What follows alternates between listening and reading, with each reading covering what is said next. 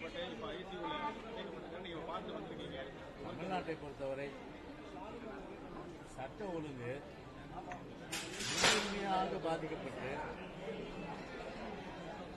ஒரு சாதாரண குடிமகன் இருந்து பல்வேறு துறைகளை சார்ந்தவர்கள் கூட தினந்தோறும் சமூக விரோதிகளால் தாக்குதலுக்கு உள்ளாகப்படுவதும், அது மட்டுமல்ல வெட்டு, குத்து, கொலை, கொள்ளை, கற்பழிப்பு, பாலியல் பலாத்காரங்கள், ஆள் கடத்தல், இதெல்லாம் சர்வசாதாரணமாக இந்தியாவிலேயே ஒரு முதன்மை மாநிலம் என்று சொன்னால் தமிழ்நாடு தான் நம்ம நிச்சயமா சொல்லி ஆக வேண்டும்.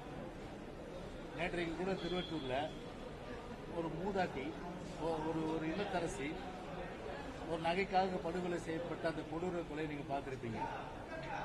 அதேபோல ஊடகங்கள், பத்திரிகை ஊடகங்களை பார்த்தாலும் சரி, பத்திரிகை திருப்பினாலும் சரி, கொலை நான் சொன்ன இந்த சம்பவங்கள் எல்லாம் தினந்தோறும் எப்படி ஒரு தங்கத்தினுடைய விலை இந்த மார்க்கெட்டில் இந்த ரேட்டு மாதிரி டெய்லியும் பார்த்தீங்கன்னா இந்த போற ஒரு மக்களுக்கு பாதுகாப்பு இல்லாத சட்ட ஒழுங்கு சீர்கெட்ட நிலைமை தினந்தோறும் பத்திரிகை ஊடகங்கள் வாயிலாக அறிய முடிகின்றது.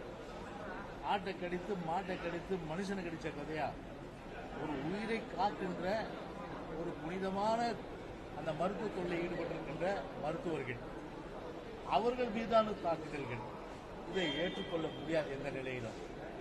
ஏனென்று சொன்னால் ஒரு உயிரை காக்கின்ற மருத்துவருக்கே, அவருடைய உயிருக்கே ஒரு பாதுகாப்பு இல்லாத ஒரு சூழ்நிலை என்று சொன்னால் இதை எங்கே போய் சொல்வது? இப்படிப்பட்ட நிலைமை தமிழ்நாட்டிலே இருக்கின்றது. அது குறிப்பாக இந்த இந்திய அரசு மருத்துவமனையிலே மெடிக்கல் ஆன்காலஜிஸ்டாக பணியாற்றுகின்ற திரு பாலாஜி அவர்கள் இன்றைக்கு ஒரு கத்தி குத்துக்கு ஆளாகி இன்றைக்கு அவர் மருத்துவமனையில், இதே மருத்துவமனையில் அனுமதிக்கப்பட்டிருக்கின்ற நிலைமையை பார்க்கும்போது நிச்சயமாக மனம் எந்த அளவுக்கு வேதனைப்படுகிறது என்பது தமிழ்நாட்டு மக்களும் சரி, எங்களுடைய ஒரு உணர்வும் சரி, அதே போன்ற கழக பொதுச்செயலாளர்கள் உடனடியாக இதை பார்த்துவிட்டு எங்களெல்லாம் போய் சென்று அவருக்கு ஆதரவு கூறி எப்போதும் உங்கள் மருத்துவரோடு நாங்கள் இருக்கிறோம் என்ற தயவுக்கு சொல்லி வர சொன்னார்கள். எனவே அந்த ஒரு அடிப்படையிலே நாம் போய் பார்த்தபோது அந்த நடைபெற்ற அந்த சம்பவத்தை கேட்டோம். அந்த தாக்குதல் செய்தவன், அதாவது கத்தியால குத்தியவன், அவன் வரானா, அவனையே அவன் செக் பண்ணல. நீங்க முதல்ல ஆயுதத்தோட ஒரு ஹாஸ்பிட்டல் வர முடியுமா? ஆயுதத்தோட வர முடியுமா ஹாஸ்பிட்டல்ல? ஆயுதத்தோட மருத்துவமனையில் வரப்பல. அதன் பிறகு மருத்துவர் இந்த அறைக்கு போறாரு. அங்க போய் உள்ள போய் அவர் போய் கண்ணாபினா என்று அந்த ஆயுதத்தை கொண்டு விட்டுறாரு. அவர் இன்னைக்கு பாத்தீங்கன்னா அவருடைய நிலை பார்த்தீங்கன்னா இன்றைக்கு மருத்துவமனையில் அனுமதிக்கப்பட்டிருக்க நிலை. நான் சொல்றேன், மெடிக்கல் கவுன்சில் ஆஃப் இந்தியா, அதாவது MCA, அதை பொறுத்தவரை பல்வேறு விதிமுறைகள் எல்லாம் வகுத்திருக்குது.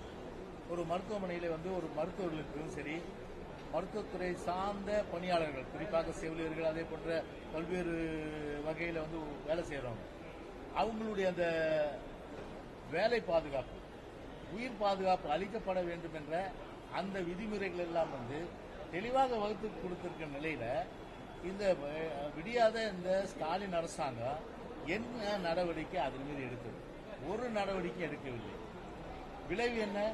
இன்னைக்கு யார் உயிர் போனாலும் என்ன, யார் குத்துப்பட்டாலும் என்ன, வக்கீலுக்கு பாதுகாப்பு இல்லை, பொறியாளர்களுக்கு பாதுகாப்பு இல்லை, மருத்துவருக்கு பாதுகாப்பு இல்லை, பொதுமக்களுக்கு பாதுகாப்பு இல்லை.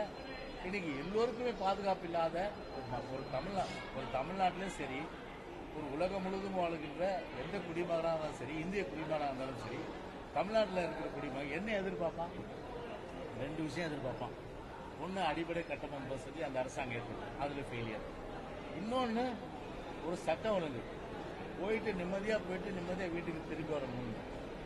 அந்த அளவுக்கு ஒரு சட்ட ஒழுங்கை பராமரித்து மக்களுடைய உயிருக்கு உடைமைக்கு ஒரு பாதுகாப்பை, உத்தரவாதத்தை அளிப்பதுதான் ஒரு அரசாங்கத்துடைய பிரதான கடமையாக இருக்கணும். ஆனால் அதில் டோட்டல் ஃபெயிலியர் இந்த கவர்மெண்ட். யாருக்கும் பாதுகாப்பு இல்லை. விளைவு பாருங்க, இன்னைக்கு உயிரை காக்கின்ற மருத்துவரை இன்னைக்கு தாக்குதலுக்குள்ளாகி, இன்னைக்கு கத்தி குத்துக்கு ஆளாகி இன்றைக்கு இன்னைக்கு மருத்துவமனையில் இன்றைக்கு அனுமதிக்கப்பட்டிருக்காங்க. கருணாநிதி பேரை வச்சா போதுமா? இந்த நூற்றாண்டு விழா கருணாநிதி பேர்ல வச்சிருக்கீங்க. நீங்க பேரை வைக்கிறது மட்டும்தான் ஸ்டாலினுடைய வேலை. எங்க போனாலும் ஒரு கருணாநிதி பேரை வைக்கிறது, ஒரு சிலை வைக்கிறது, ஒரு மாலை போடுறது. ஆனா விதிகள் படி முழுமையான அளவுக்கு சட்டத்தின்படி பாதுகாப்பு வழங்கப்படுறதா இருந்தால் இந்த ஸ்டாலின் அரசாங்கம் வழங்கவில்லை. அதனுடைய உச்சகட்டமாக இன்றைக்கு மருத்துவர் மீதான தாக்குதலை நிச்சயமாக அனைத்து இந்திய அண்ணா திராவிட முன்னேற்ற கழகம் ஏற்றுக்கொள்ளாது. எதிர்காலத்தில் இது போன்ற தாக்குதல்கள் மருத்துவர் மீது வராத வண்ணம் முழுமையான அளவிற்கு பாதுகாப்பு கொடுக்க வேண்டியது அரசாங்கத்துடைய கடமை.